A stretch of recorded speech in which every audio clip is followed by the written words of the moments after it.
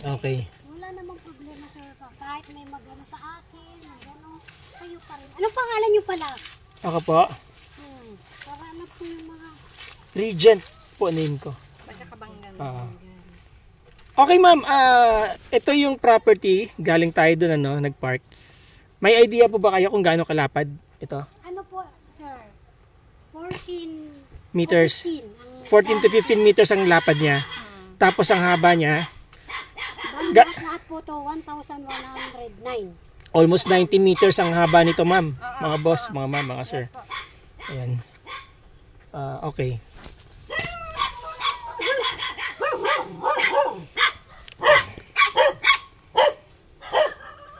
Tignan po natin yung beach front mo.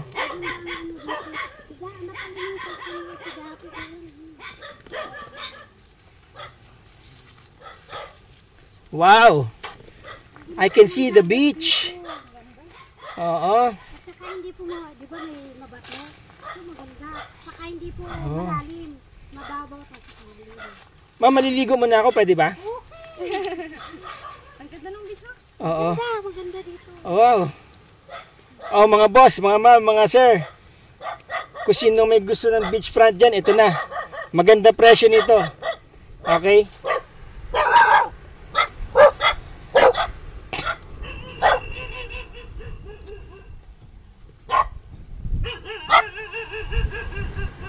Wow. Hanggang saan po yung ano nyo? Hanggang saan yung muhon? Nandito? Yan. Ngayon ito ay ano na, parang accretion pero actually ito wala naman pwedeng ibang pumesto dito eh. Yan. Ang ganda ng dagat, mama. Ganda oh. Alam niyo po mga boss, mga ma'am, mga sir, ang kagandahan sa dagat na to, naka cove siya. Yun oh, naka ganon. 'Di ba? Now, pagka nakaganyan po kasi yung contour or yung shoreline ninyo, ang tendency maganda yung lapat ng buhangin doon sa dagat. Kaya mapapansin niyo yung mga bangka nandun pa sa malayo. Mababaw na po kasi dito, banda rito. Kaya doon nila pinapark yung mga bangka nila. Yan. Yun ang maganda rito sa area na to. Ganda. Although na ang kanyang buhangin hindi puti pero pino. Ano? Nilinisan nyo lang po itong lugar na to. Ang ganda na po nito. Okay? Ang maganda pa doon, located po ito sa Iba, Zambales. Oo. Ayan oh. Ang size ng property ilan ma'am? 1,109. 1,109 ang size ng property. Okay? Yan, ang ganda. No? Now, check po natin sa drone shots. Wala pa masyadong mga resorts dito, ano ma'am? Ayun pa lang. Ito, resort.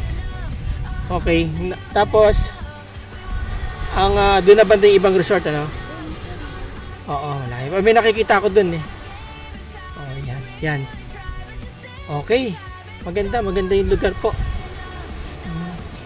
Sakto lang oh. Dahil 13 to 14 meters po yung kanyang frontage. And then ang haba niya mga nasa 90 plus meters po yung haba nito. Kaya maganda yung kung sakasakaling mababaw. Kung sakaling i-design niyo po ito or i-layout niyo po itong magkakaroon kayo ng master plan dito. Madali lang po siyang i-design, gawa ng master plan kasi nga sakto lang naman yung lapad 13 to 14 meters. Yan. So mula doon dire-diretso. Okay. Siyempre check po natin yung area sa drone shots.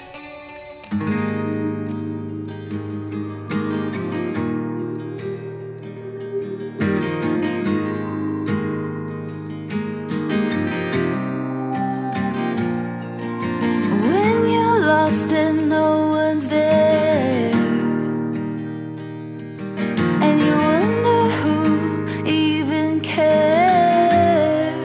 Oh, come back to your breath, don't drift away.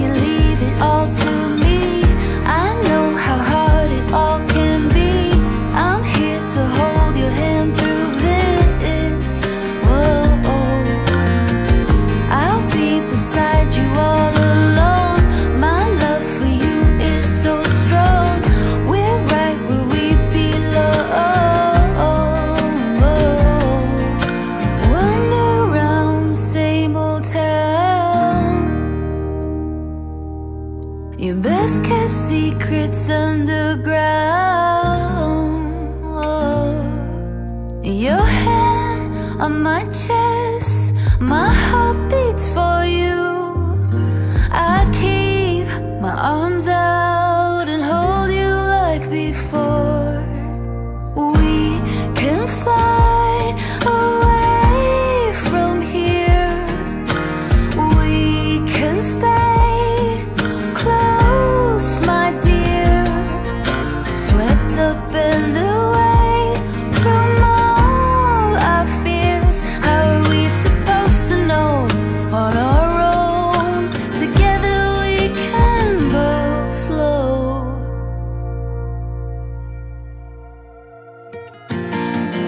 Why don't you leave it all to me? I know how hard it all can be. I'm here to hold your hand through this. Oh, oh. I'll be beside you all along. My love for you is so strong. We're right where we belong.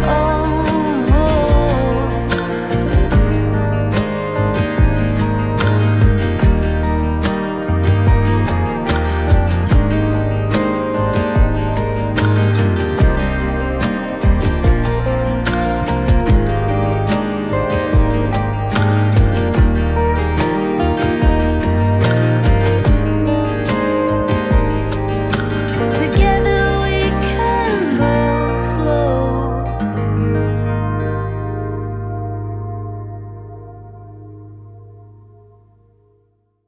Okay. So, there you go mga boss, mga ma'am, mga sir. Nakita nyo naman yung drone shots. Ang ganda ng pwesto ng beach, no? Although na meron siyang mga fish pond, ito po yung nakita nyo sa drone shot. Nandiyan po yung fish pond, ano? Pero ito pong lugar na to, hindi naman to binabaha, di ba ma'am? Hindi. Oo. Dahil usually, yung mga ganito po kasi may mga brackish water. Bihirang-bihira po umakit ang tubig dyan dahil may drainage na po yan papunta dun sa dagat. But anyway, ito po yung kalsada. Ito, ang inyong barangay road na po yan, about 6 meters po ang luwag niya. Tapos ito na yung property. Ano po? Ito yung, dyan yung fish pond na nakita natin. Doon ang beachfront, about 13 meters to 14 meters ang kanyang width. Okay? Para po sa mga interesado dyan mga boss. Ay, by the way, ang property po, naka-tax deck, pero meron na po siyang, approved na ba yung survey plan ma'am? Hindi po kasi nagkasundo eh. Hindi po yung survey plan nito. Hindi po. Sa kabuuan o approve. Apo. Pero itong portion na to, Hindi pa po, ipaparesorbe na lang po. okay. So, tax deck po itong portion na to, 1,000, ilan? 1,109. 1,109 square meters po itong portion na to. At tax declaration po siya. Updated po at ready for titling.